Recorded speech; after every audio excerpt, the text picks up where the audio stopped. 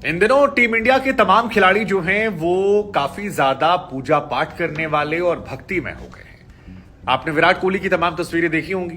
अब ऐसी ही तस्वीर निकल कर आई है कुलदीप यादव की। कुलदीप यादव जो कि बाएं हाथ के गेंदबाज हैं, चाइना मैन बॉलर हैं, वो दिल्ली में बाबा बागेश्वर के धाम में जब उनके चरणों के नजदीक बैठे नजर आए तो सोशल मीडिया पर बहस तेज हो गई। अब कुलदीप का यहां बैठना कई तरह से लोगों के बीच में चर्चा के केंद्र में आ गया। एक चर्चा केंद्र में आया कि कुलदीप यादव वेस्ट इंडीज दौरे पर जा रहे हैं और उससे पहले वो बांके बिहारी मंदिर गए जहां पर उन्होंने बांके बिहारी के दर्शन किए, उसकी भी तस्वीरें आई। दूसरी खबर आई कि कुलदीप यादव यहां पर भी पहुंचे हैं दिल्ली के। हम आपको बता दें कि पटपड़गंज में बाबा बागेश्वर की 3 दिन की कथा का कार्यक्रम है और काफी संख्या में लोग जो हैं वो यहां आ रहे हैं। तकरीबन 70,000 लोग तो कहा जा रहा है कि टेंट में आएंगे और बारिश के बीच भी लोगों की भीड़ है।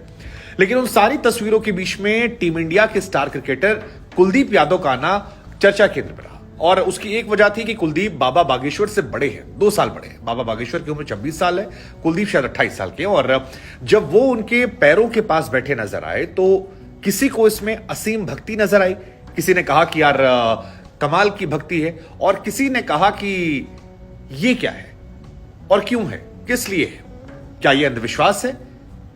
बहुत सारे सवाल।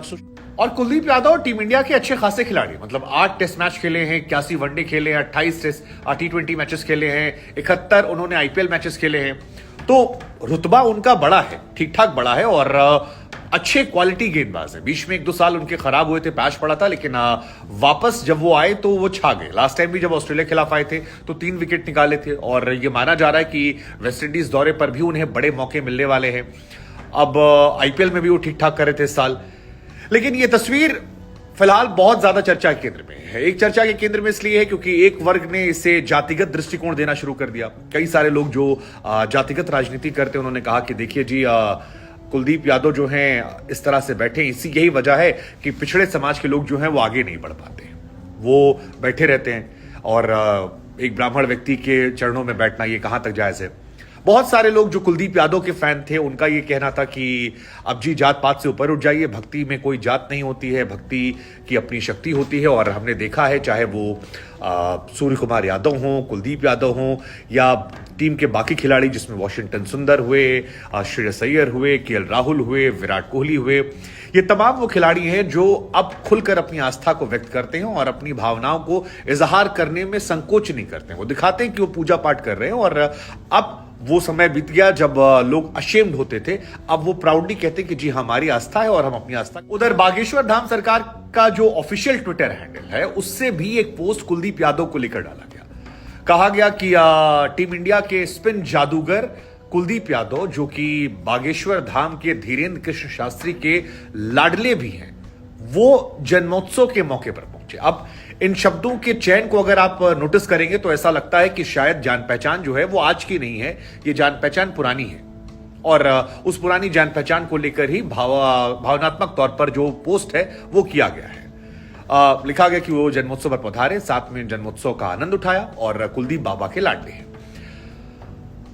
अब बड़ी चर्चाएं देश में, क्योंकि धीरेन्द्र कृष्ण शास्त्री एक वैसे तो कथावाचक हैं जो धर्म की बात करते हैं, लेकिन धर्म के साथ साथ वो सियासत पर भी खूब बोलते हैं और जबरदस्त तरीके से बोलते हैं। उनके विचारों पर कई बार यह आरोप लगता है कि वो देश की एक राजनीतिक पार्टी जो कि सत्ताधारी पार्टी बीजेपी है उसके फेवर में कुछ बातें कह देते हैं। कई लोगों का यह मानना है कि जी नहीं, अब वो बीजेपी की बात नहीं करते हैं। इस देश में लोगों ने राष्ट्र की बात करना को बीजेपी की बात बना दिया। अगर आप नेशनलिस्ट हैं तो इसका मतलब ये नहीं है कि आप बीजेपी वाले हैं। ये कुछ तर्क है। कई लोगों का मानना है कि वो हिंदुओं को जगाने आए हैं, हालांकि वो खुद कहते हैं कि मैं हिंदू राष्ट्र चाहता हूं। अब हिंदू राष्ट्र को लेकर एक अलग बहस होती है देश में कि भाई मुसलमान कह दे मुस्लिम राष्ट्र तो बवाल हो जाएगा, खालिस्तान कहता है बवाल हो जाएगा, यहां पर जायज होता है। लेकिन हमें लगा हम आपसे पूछ लेते हैं कि आप इस तस्वीर को कैसे देखते हैं। इस तस्वीर को देखने का नजरिया आपका क्या है? आपको लगता है कि ये व्यक्ति और उसकी आस्था का विषय है जिसे छोड़ देना चाहिए, हमारे आपको कोई अधिकार नहीं होता? मतलब इंडिया एक डेमोक्रेटिक कंट्री है और डेमोक्रेटिक कंट्री में जो व्यक्ति चाहे जिसे पूज सकता है, जो व्यक्ति चाहे जिसे मान सकता है, जो कपड़े चाहे पहन सकता है, जब तक आप किसी को परेशान ना करें। और कुलदीप अगर अपनी निजी आस्था को लेकर कंफर्टेबल हैं और उन्हें कोई संकोच नहीं है यूं सार्वजनिक उनके कदमों के पास बैठने से, तो हमें आपको नहीं बोलना चाहिए, नहीं सोचना चाहिए। या फिर दूसरा पहलू जो इसका है कि जब बड़े लोग ऐसा करते हैं तो उसके मैसेज बढ़ जाते हैं। जैसे विराट कोहली बीते कई महीनों में लगातार देश के कई मंदिरों में गए, तो लोग ये मानते हैं कि विराट अच्छा खेलेंगे तो मंदिर की वजह से हुआ। जैसे बीच में आए शतक मारे थे तो कई लोगों ने कहा जी देखिए असर हो गया। उसके बाद उनकी धार्मिक भावनाएं जो है बहुत ज्यादा बढ़ी थी। कई लोग मान रहे हैं कि इंडिया बदल रहा है, अब प्राउड हिंदू वाली बात भी निकल कर आई है।